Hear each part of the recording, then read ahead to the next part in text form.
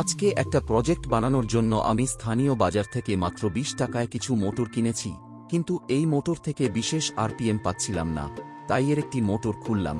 এখন এই মোটরটির ভিতরেই রয়েছে আর্মেচারটি। এটিতে একেবারেই কোনো উইন্ডিং নেই, তাই আমি এই আর্মেচারটিকে পুরোপুরি হাতুড়ি দিয়ে খুলেছি।